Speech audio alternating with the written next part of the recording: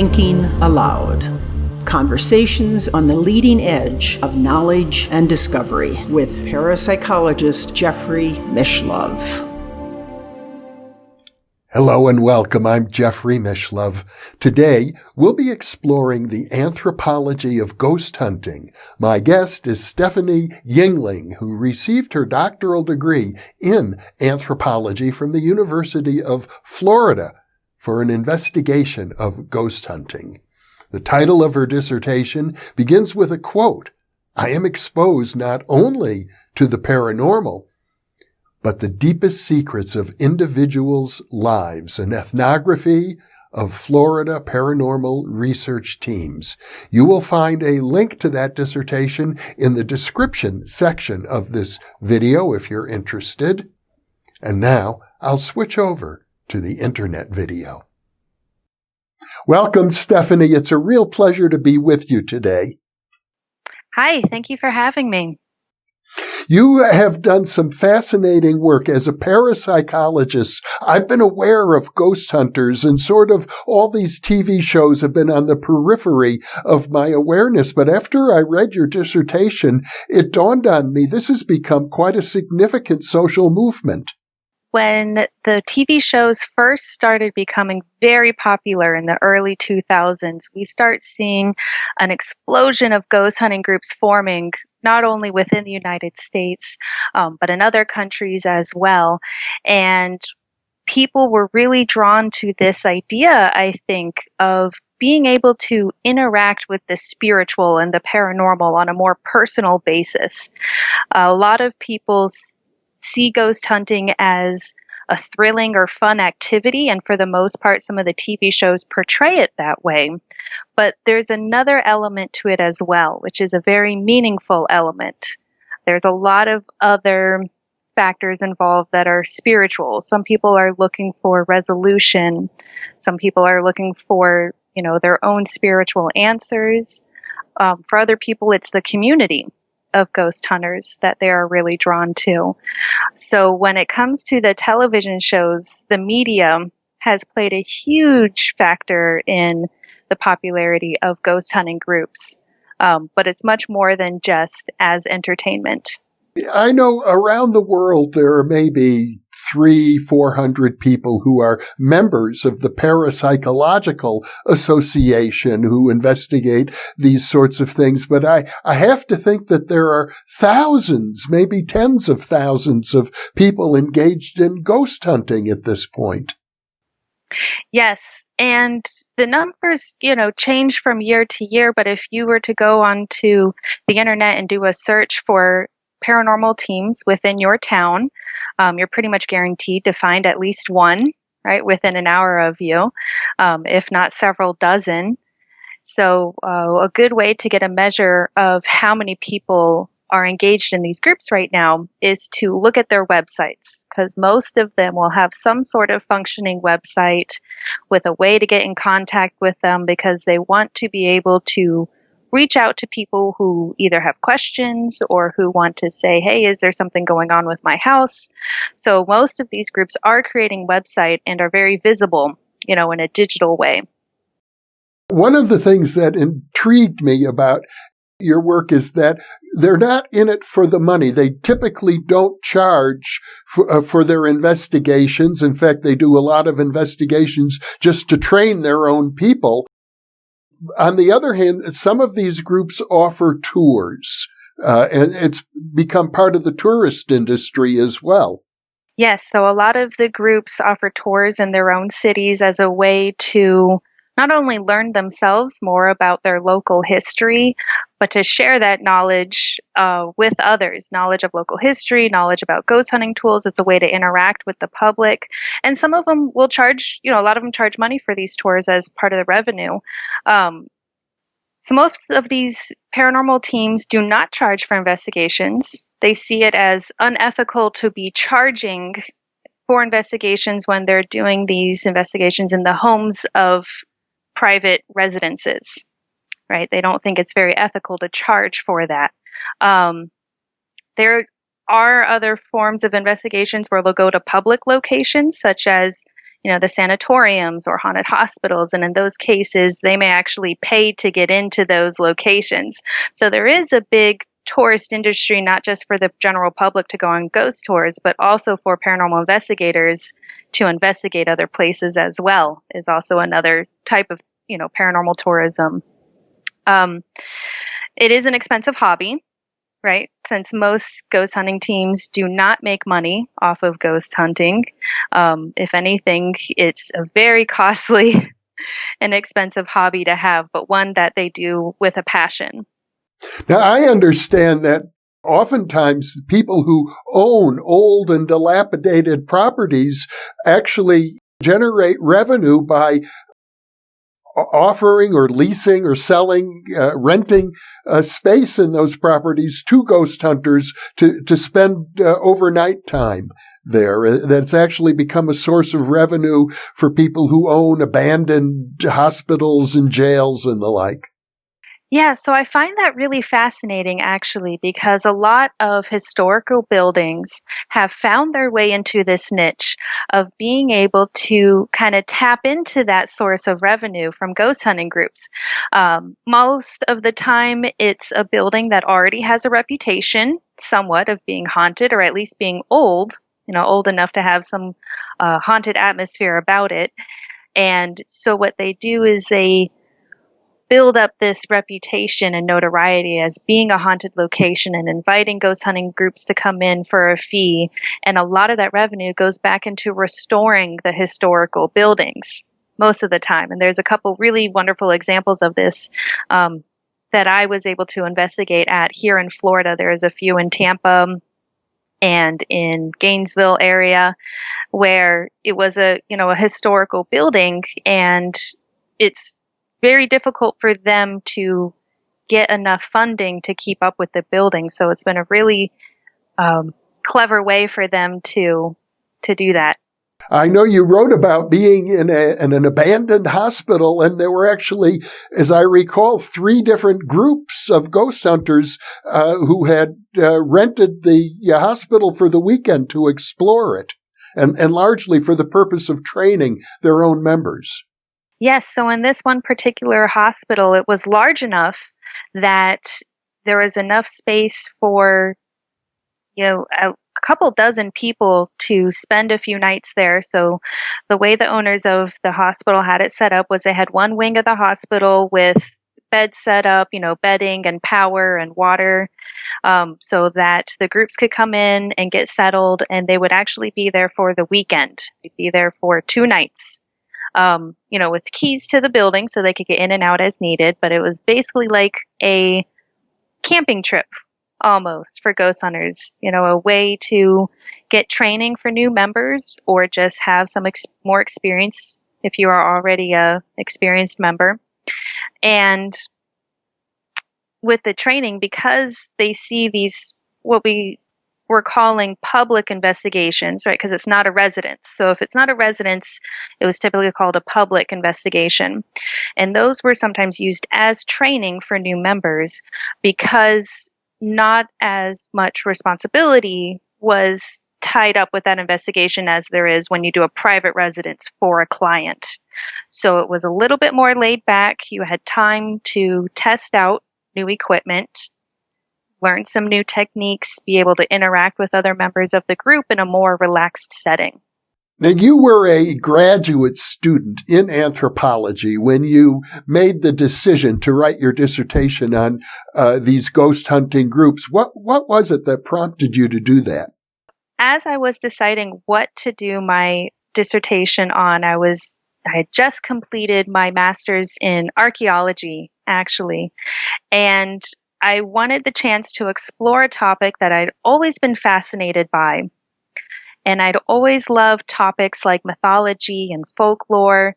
And I had noticed this increasing popularity of the paranormal shows on television. So after some research and realizing that other anthropologists were studying this topic as well, this topic of, urban folklore, urban myths, paranormal topics, I really wanted to focus my research as a cultural anthropologist on paranormal groups in Florida. ones that I had easier access to. I didn't involve as much travel and funding to go somewhere else. And so I was able to spend an extended amount of time working with several paranormal groups in Florida, going on several dozen investigations with them, able to see how they investigated and worked with one another in various settings, including private investigations where you're working with clients in their homes, public investigations, like those hospitals and historical buildings, and then other settings such as paranormal conferences and community gatherings that they would have with multiple paranormal groups from across the state, which was a very interesting scenario to see these groups actually coordinating with each other and working together, having a common goal and networking. So it's more than just these isolated groups, doing their thing in different cities. There's actually, in some of these cases, wide networks where people are actually trying to work together for a common cause. I'm under the impression that many people who are ghost hunters are also regular viewers of New Thinking Aloud. Occasionally they write to me and tell me, they're aspiring to become more professional in their work. And I gather that when you surveyed members of the different groups, that you found that they engage in ghost hunting for a variety of motives. So one of the first things I did as a researcher when I joined the group, I made sure all of the group members knew that I was a student and this is what I was researching, but that I also wanted to do this research in a very engaging way. I didn't want to just go in and ask questions. I wanted to join the group as a ghost hunter and actually get the full experience to be able to really fully understand the experiences that they were having and how they were gaining meaning from them. And one of the first things I asked people in a survey was, how did you get into ghost hunting? What made you join this group? What led you to this? And there were some common answers. But I think the top two answers I had were they either wanted to help people or they were interested in gaining new knowledge about the paranormal, like bringing the knowledge to the scientific community. And so there are these very kind of noble reasons for joining. A frequent answer I received from paranormal group members was that they knew what it was like to be in their own home and to be frightened. And when they called on a group to help them, and they were able to help them, whether it was through debunking it or providing some sort of closure or clarity what was happening, that they wanted to provide the same type of help for others. Right? And this goes for both living and spiritual beings as well. A lot of them want to help the spiritual beings that they are interacting with. So for some people, they first learned about the groups, either through finding websites or watching the television shows, and became interested, but what really pushed them into joining a paranormal group and actively investigating was either some sort of personal experience that they had before, or this idea of wanting to conduct these investigations and contribute more findings and data and knowledge to this collective understanding of what the paranormal is. Now, I gather from your dissertation that the groups are typically small in number and they typically are centered around individuals who are the founders of these groups, and that these individuals often have their own philosophy. Sometimes it's very scientific, sometimes it's very religious, but the philosophy of the leader seems to color the approach of the group as a whole. So the group dynamics change from group to group. And most of the time, because these are not businesses, right? They're run by individuals who are running these groups as a hobby. They tend to be structured around either one person or a couple who are the founders of the group. And they're the ones who tend to buy the most equipment, set up kind of the home base for where the group will have their meetings, where they should go. And so they are the ones who tend to be in charge and make the most decisions because they are the ones contributing the most to the group. The way that they recruit other members is sometimes through online, reaching out to friends that they know, or other people in their town will find their website and reach out, and they'll try to find a few people who are also interested in working with them. And it can be very difficult to coordinate a group when you have very different people and motives for doing paranormal research. So for these groups, they can change members either frequently, or maybe they have several long-term members who have been doing this for decades. In my experience, I found that there are usually, most of them were seasoned veterans of the paranormal, but you did have some turnover of people becoming engaged in the group and then having to not participate anymore, either due to issues with funding, right? It is an expensive hobby to be able to afford to go on multiple investigations, to buy the equipment. It's also very time consuming. So people who were either starting a family or starting a new job couldn't commit as much time to it either. So you did come across different abilities of being able to participate in the group, but also different philosophies for what the group was doing. Like you said, you could have different philosophies about the scientific nature of the paranormal or the spiritual aspect of it.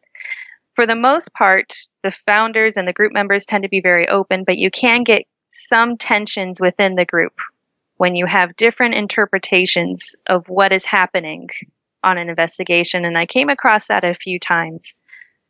And what I found really significant about those differing interpretations is that it really shows how these group members are getting meaning out of the extraordinary experiences that they are having.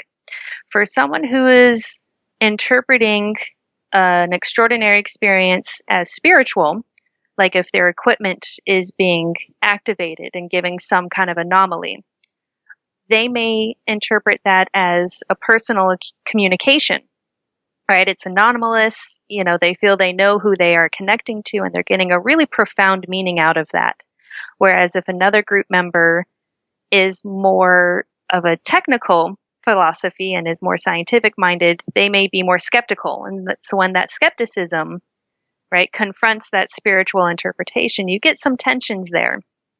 And I saw that tension quite a bit, but for the most part, group members tend to be very respectful with each other. One thing I was always impressed with was the way that group members and these different paranormal groups I worked with, the way that they were respectful and ethical, which was really surprising and also really inspiring as well, that they often had a code of ethics that they worked with to balance out both the spiritual and the scientific and skeptical sides, when approaching these extraordinary experiences. Now, I know you finished your dissertation several years ago. Have you remained active in the ghost hunting community since then? I have not. I am one of those people who did end up having conflicts with time. I started a family and moved out of town since then. So I, understand that when personal life and career and things come up, it can be very difficult to keep up with paranormal research. It is a huge time commitment. I have a lot of respect for the people who are able to dedicate hours every weekend reviewing audio files. When I was active in the group, you would spend several hours a week. If you were doing investigations, even twice a month or once a month, you would have to dedicate several hours for reviewing audio files, and that's just as a group member. As a founder, that's even more time planning the investigation, doing research if you're the researcher and you want to look up, local history. So it is quite a commitment. Now, one of the intriguing aspects that you wrote about was electronic voice phenomenon, where you go in with tape recorders or other audio recording equipment. These days, tape recorders are getting old-fashioned, but you were making audio recordings so that in the event that you don't notice anything while you're actually there presently, and you may spend overnight, hours and hours at a location. Then you review the audio tapes afterwards, hours and hours, to see if anything anomalous, perhaps a voice, showed up on the audio. So one of the primary pieces of evidence that a lot of ghost hunters try to obtain, right, is the EVP, the electronic voice phenomenon. This idea that these spiritual beings that, the group is trying to connect with can communicate on some other frequency that humans can't hear. But for some reason, the electronic equipment can pick it up. And so that idea of EVPs being possible also helps frame how most of the investigations are conducted. So when you go into a location and you set up where most of your equipment is going to be, when you go through room to room, you would stop in each room and let it be quiet and then ask questions, but give enough time between questions to allow for any type of possible answers, that even if you can't hear them at the time that you're asking them, it's possible they show up on the recorder later.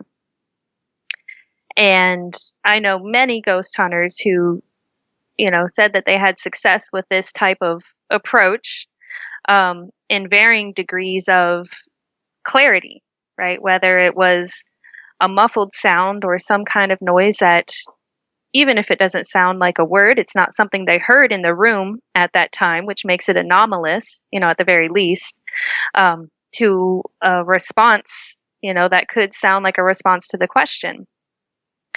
The audio is also very useful for, picking up other types of noises that you might hear at the time as well. I'm aware that in addition to the use of EVP for ghost hunting purposes, there's a whole other community, a very large community of people who are into either EVP or it's sometimes called ITC, instrumental trans communication. Typically, these are people who have lost loved ones or friends or relatives, and they just turn the equipment on in their own home and believe that they are receiving voice communications over that equipment from deceased individuals.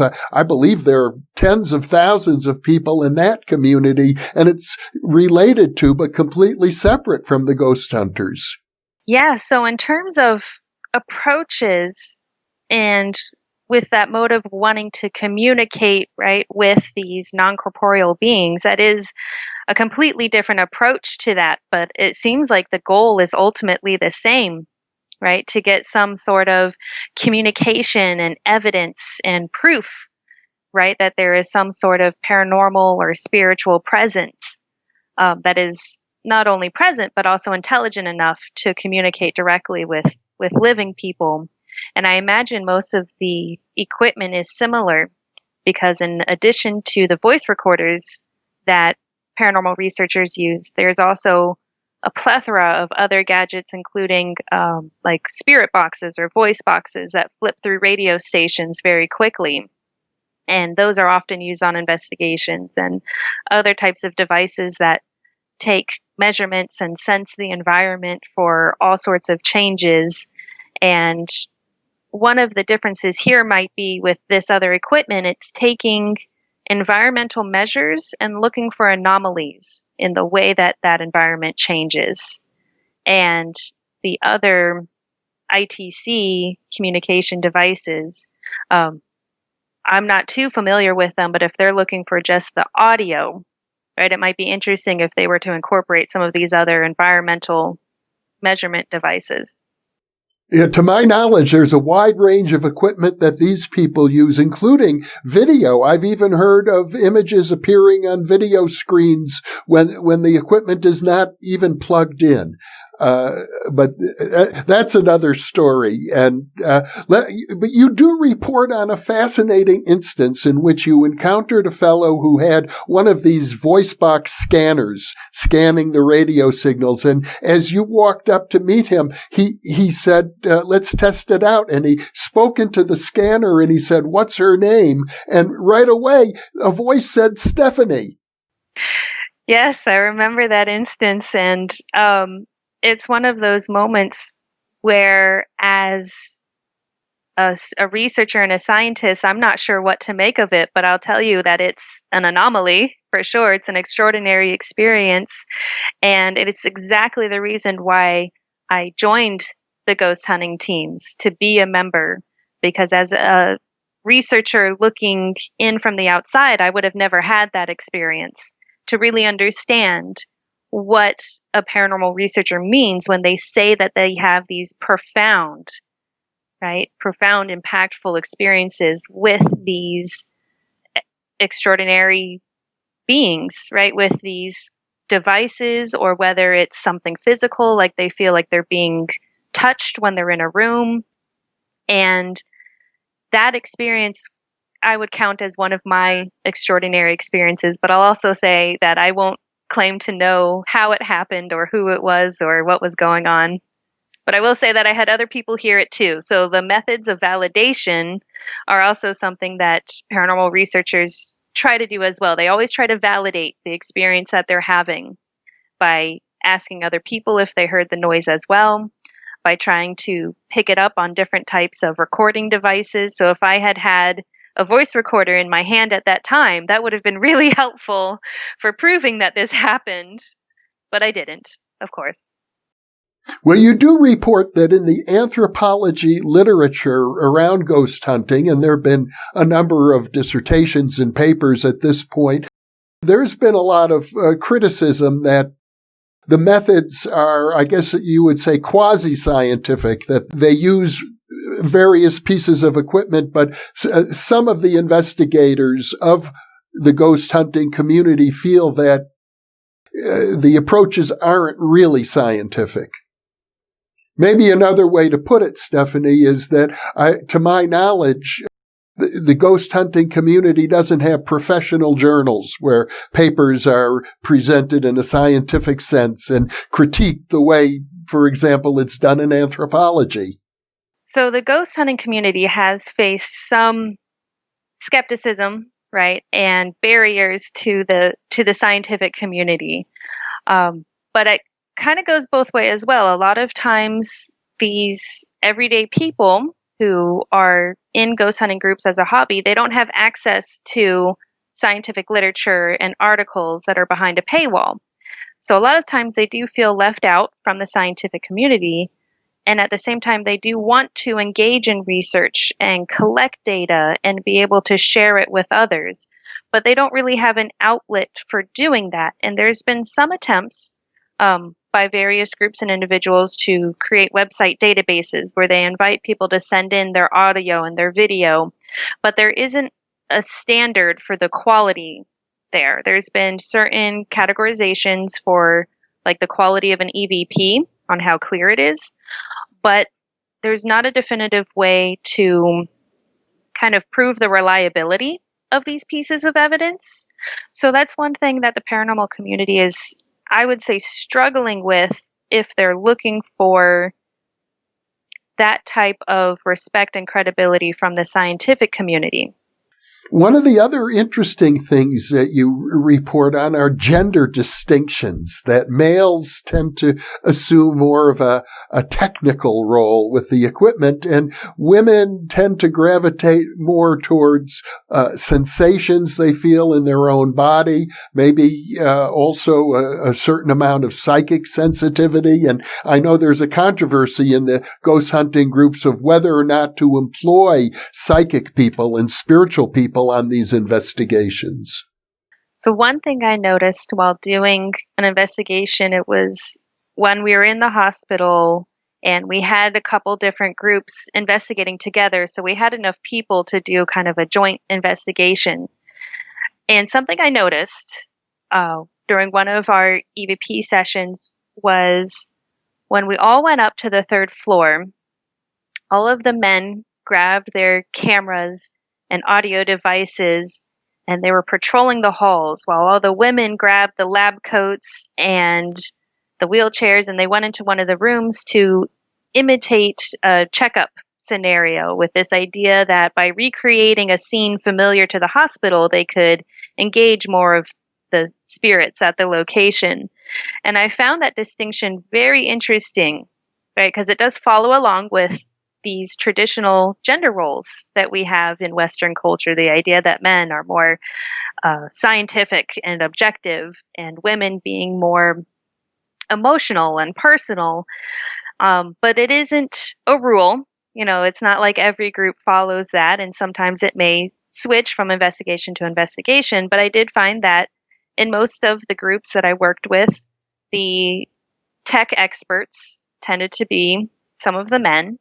And for the most part, the women were the case managers, right? The ones reaching out and coordinating the investigations.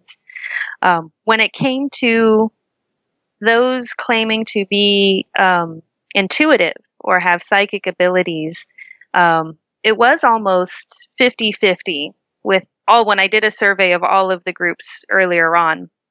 But women seemed to be more comfortable with sharing those sensations that they were having, those physical or emotional sensations during an investigation.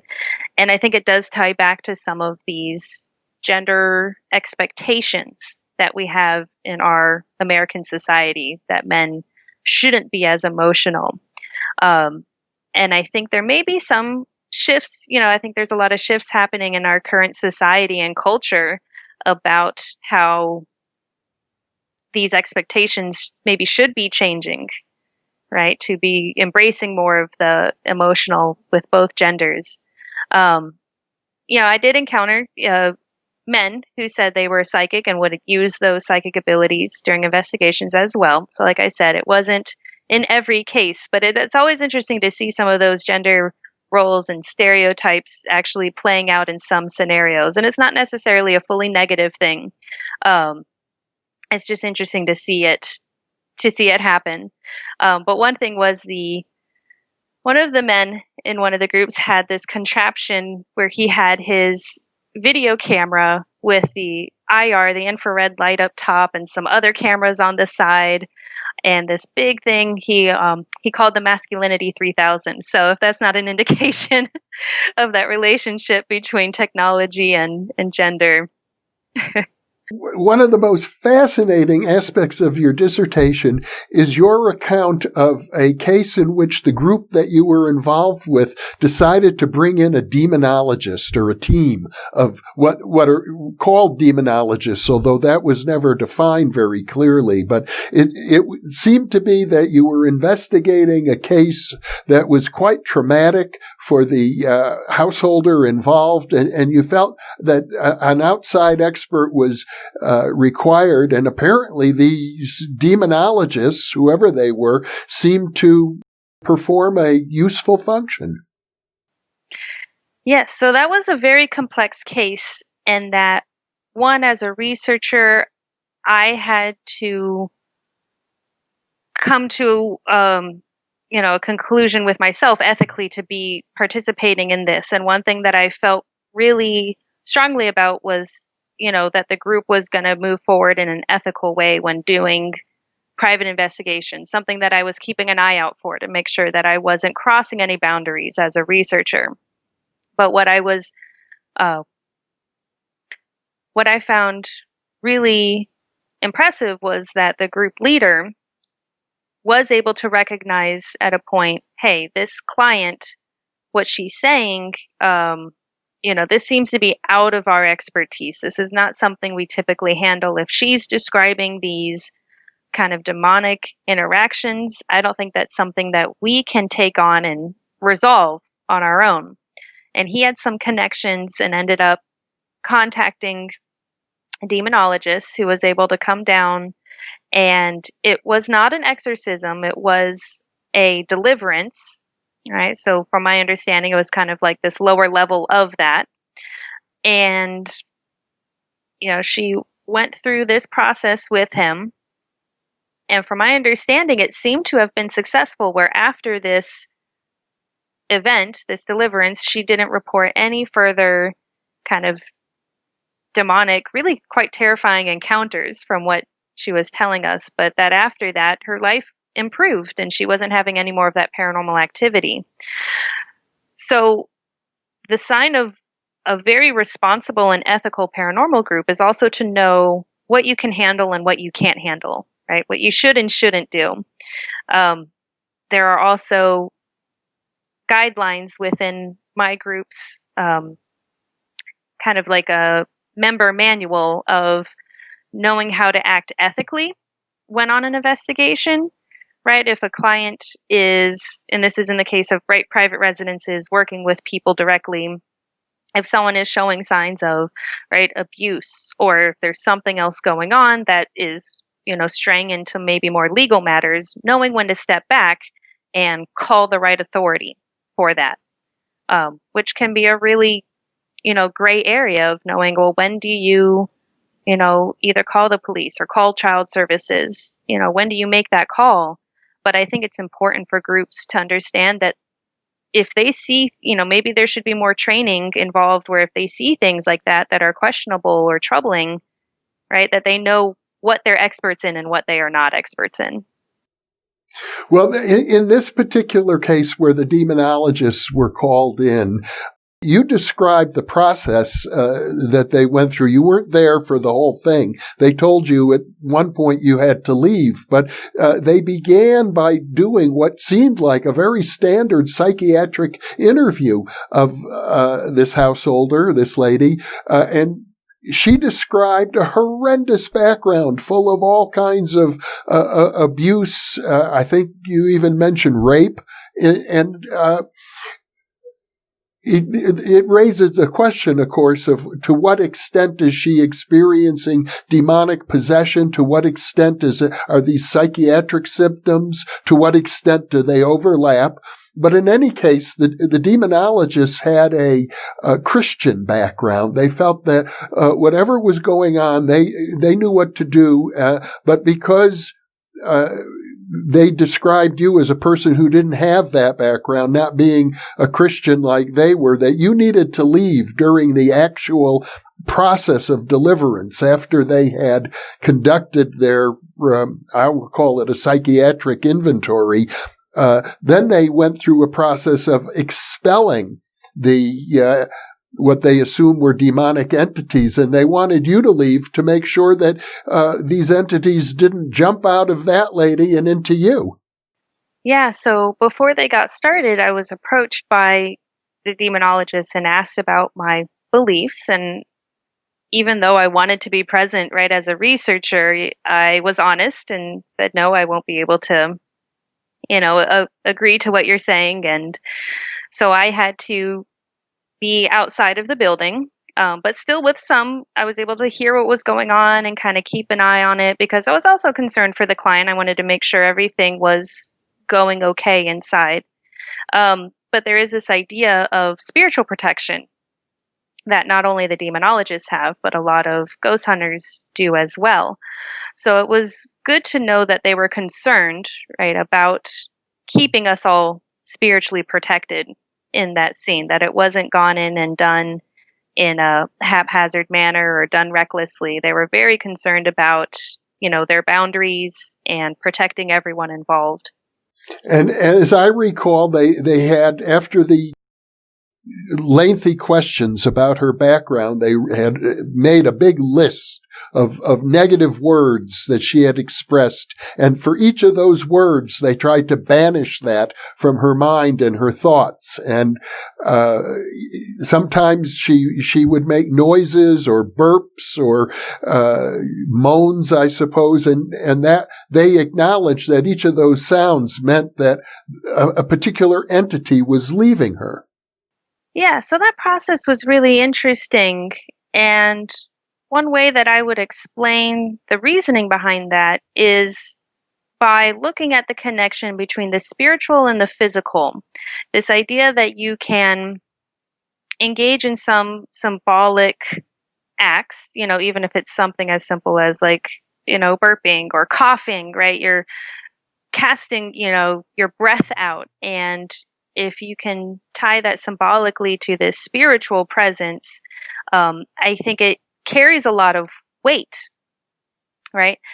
And as a researcher, I'll say that I'm not sure why this deliverance was successful, but I know that it was. And maybe it was some combination of psychological shifting, right, that was going on. But I think that's very closely tied to, right, these spiritual beliefs and what they believe was going on. So I think a lot of this is tied together. I don't think it's something that, a scientist could say, oh, it's only psychological or it's only, this or that.